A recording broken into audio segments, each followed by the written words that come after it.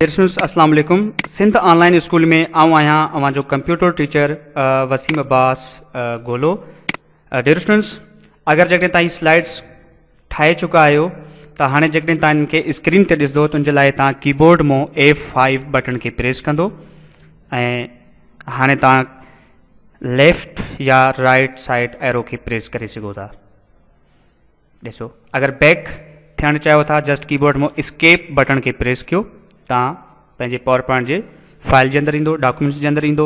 उनखां बाद में ॾिसो हाणे असां चऊं था त हिन फाइल खे क्लोज़ कीअं कजे। सो फाइल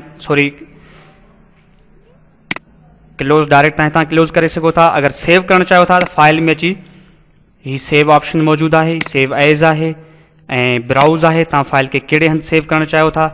अगर तव्हां इनखे फ़ोटोनि में सेव करणु चाहियो था, तस्वीरुनि में, त उनजे लाइ सेव एज़ टाइप में अची करे इनके PPT में रखंदो। PPT में तव्हांजो हिकु फाइल पावर पॉइंट में सेव थींदो। अगर जॾहिं तस्वीरुनि में सेव कंदो या त JPG में रखो या PNG में तव्हांखे रखिणो आहे। मां JPG में रखां थो ऐं डेस्कटॉप ते थो रखां, डेस्कटॉप ऐं सेव करे छॾियो आहे। ॾिसो, ही पुछे थो त आल स्लाइड खे तव्हां तस्वीरुनि में सेव करणु चाहियो था या जस्ट दिस वन खे, जंहिं स्लाइड में तव्हां हुयो करंट खे, पर असां कंदासीं आल स्लाइड। आल ते क्लिक कंदो, ओके कंदो। हाणे तव्हां डेस्कटॉप ते वेंदो, तव्हांखे बिल्कुलु तव्हांजो ही फाइल सेव थी चुको हूंदो। हीअ आहे सिंध ऑनलाइन स्कूल। ॾिसो तव्हांजा, ॾिसो तस्वीरुनि में तव्हांजा सेव थी चुका आहिनि। उनखां बाद में ॾिसो बक़ाया जेके शयूं आहिनि उहे सेम आहिनि जेके तव्हां ऑफिस में पढ़ी चुका आहियो। पेरेंट वग़ैरह क्लोज़ मुकमल क्लोज़ करणु चाहियो था, हिन खे सेम शयूं आहिनि।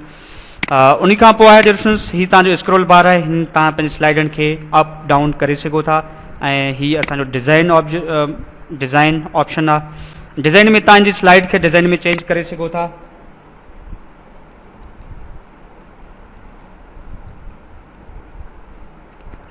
हिन जी तव्हां बैकग्राउंड डिज़ाइन तब्दील करे सघो था। ऐं ॾिसो ही तव्हांजो डिज़ाइन चेंज थी चुको आहे। मुख़्तलिफ़ डिज़ाइन्स मौजूदु आहिनि जेके तव्हां रखणु चाहियो था, बिल्कुलु रखी सघो था। ये मुख़्तलिफ़ डिज़ाइन्स आहिनि। हे ॾिसो, बैकग्राउंड्स तव्हांजो बिल्कुलु चेंज थी, सॼो फॉर्मेट तव्हांजो चेंज थी वेंदो। यानी कि हिकु ऑप्शन ते क्लिक करण सां तव्हांजो सॼो फॉर्मेट चेंज थी वेंदो। ॾिसो, बहितरीनु तव्हांजे लाइ ही मौजूदु आहिनि बैकग्राउंड्स, थीम्स। उनखां बाद में आहे स्लाइड साइज़। ही जेको साइज़ आहे उहो रखियलु आहे 16:9, यानी कि फुल HD आहे। अगर तव्हांखे घटाइणु चाहियो था स्टैंडर्ड बि करे सघो था। ही तव्हांजो स्टैंडर्ड चवंदो मैक्सिमाइज़ या इंश्योर फिट करणु चाहियो था, तव्हां जेका रखो ही तव्हांजे फिट में अची वियो आहे। उनखां पोइ आहे फॉर्मेट बैकग्राउंड। अगर तव्हां बैकग्राउंड अञा चेंज करणु चाहियो था, सॉलिड फिल आहे, सॉलिड फिल मां तव्हां इनखे लाइट या डार्क भी करे सघो था। ये ग्रेडियंट फिल आहे। ये ॾिसो, ही तव्हांजो पिक्चर टेक्सचर आहे। पिक्चर टेक्सचर भी तव्हां हिन खणी सघो था। ही पिक्चर टेक्सचर मां रखियो आहे। जस्ट अप्लाई टू ऑल कंदुसि ऐं ही तव्हांजो पैटर्न फिल आहे। को भी तव्हां पैटर्न फिल करे सघो था। ही तव्हांजो हाइड बैकग्राउंड आहे। जेके तव्हांजा बैकग्राउंड्स मौजूदु आहिनि, ही जेकी बैकग्राउंड आहे या तव्हांजो ही बैकग्राउंड्स आहे, इन्हनि खे तव्हांजे ख़तमु करणु चाहियो था, जस्ट हाइड बैकग्राउंड ते क्लिक कंदो त इहे तव्हांजा बिल्कुलु ख़तमु थी वेंदा। त इहो असांजो डिज़ाइन ऑप्शन्स, डिज़ाइन मेन्यू। अगर तव्हां इनखे स्क्रीन ते हाणे ॾिसणु चाहियो था, कीबोर्ड में F5 प्रेस कंदो।